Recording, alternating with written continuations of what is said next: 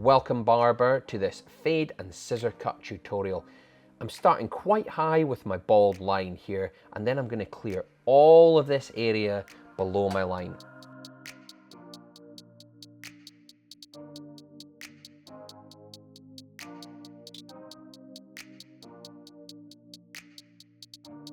So step one after clearing this is to go in with my Andis T outliner again and make my line a little bit higher.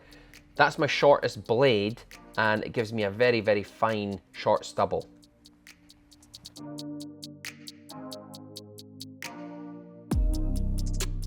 Once I've created that line, I can go back in with my Wall Senior. Just with a closed blade, it's slightly longer than the T outliner, and it gives me another grade of 0. So that's step 2, and I'm just going a little bit higher. For step 3, let's just move that lever to the half position, and then we'll go a little bit higher again.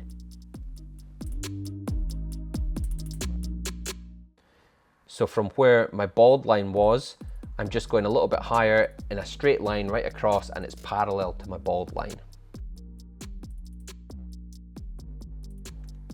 Step 4, let's throw the number 1 guard on, and we'll go higher. This is just removing bulk now, and one thing I'll say is take the bulk out. It's like taking a corner off, but you don't want to round over, so don't go too high up on the head. I'm just going up, I'm catching that bulk and I'm lifting up.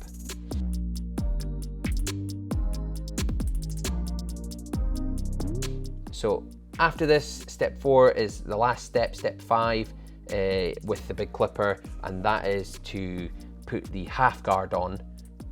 We're just stepping back a little bit and try and knock out that little line that appeared between the half and the number 1. So that's all our clipper work done on this side, and what I like to do just to polish it is to go back with the foil shaver and just brush down. So I'm just stroking down around the bald line. This is just something I like to do. It gives it a kind of a blurry effect. It takes out any line that might be there. Once you've done that, match up your other side, and then we can work our way over onto the back. Same process, going up with the 0 and then go onto the half and work your way up a little bit higher. And then with the 1, what you'll notice is that I'm actually going against the grain. So I'm going slightly across the crown. Now, that's because the hair is growing from right to left, so I want to go against that. Just because you were taught to go up, it doesn't mean you have to. Sometimes you can go at an angle.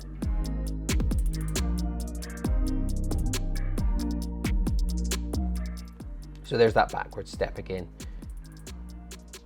And just soften the back like you did on the sides. On top, I'm going to create what we call a profile section, and that'll be my first cut that I make. So what I'm doing is I'm separating out this hair on the top. Now the profile section goes from the crown to the front of the middle of the head.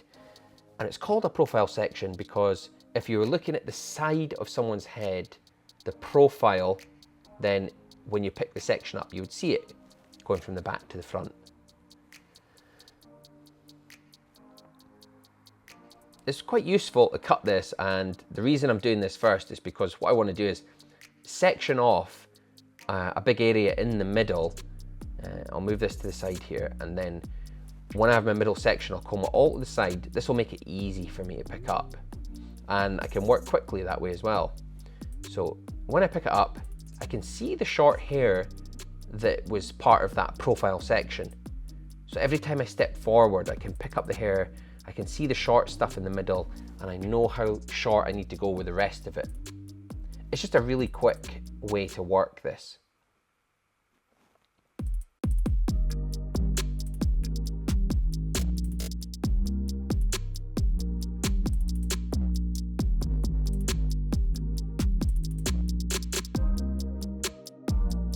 I'm leaving the fringe area just now because I want to show you how to cut the fringe without tension, so it looks quite natural.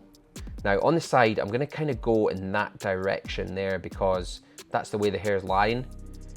Now I can see the short hair that I cut in the middle, and I pick up my sections. I'm just doing a sort of a drag and flip with the comb to try and lift the hair easily and quite quickly.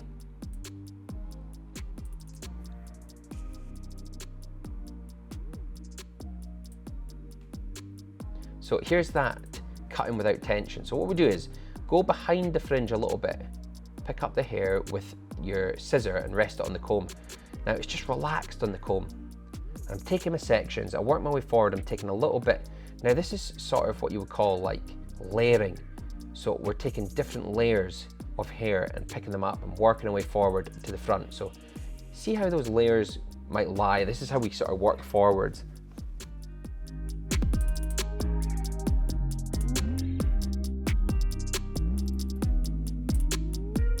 So if I put my scissor in there and then just move the comb over a little bit, that's how the fringe is going to sit. So what I do is go in with the comb and just slide it over a little bit. You can chip a little bit and that leaves it a little bit softer, but I know that the fringe is basically going to lie like that. It'll be slightly higher when it dries, but not by very much.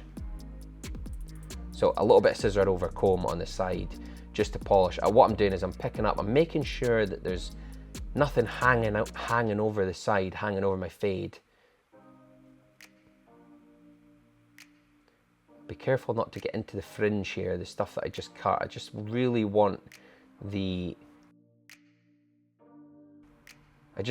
hair above the parietal ridge. Now on the crown here, okay, what I'm doing is I'm working across the crown with those scissor over comb sections. Tip the comb out a little bit so that I don't get too close towards the top of the crown. And then just scissor over comb, just to take dust. I mean, I'm not taking much off here.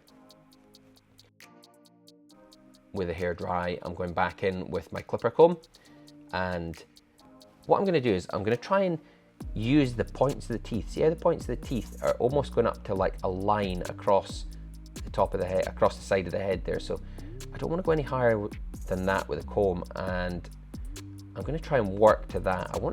I don't mind actually having a little bit of a visible line there, because when we style this with some product, it's going to look quite cool.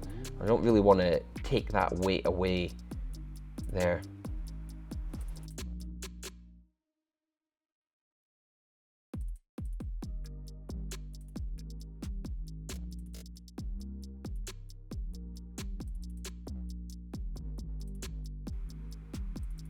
So I'm just working my way around, look for any little patches.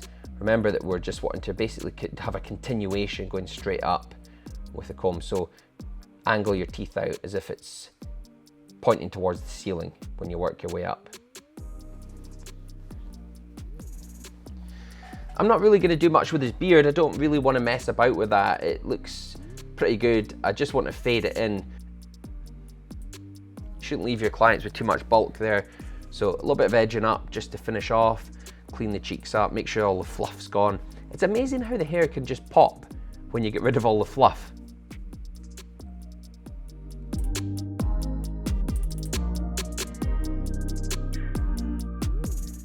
I'm going to use some of this styling dust, make it snow, and let's see what happens. See how it turns out. There we go. Now guys, if you want to learn anything from me, I do teach barbering on UDEMY, and I'll leave a link below, and any of the tools that I've used in this tutorial today, I'll also leave links for that below. You can also find me on Instagram, and if you want to catch more of my videos, hit subscribe and I'll be back with you soon.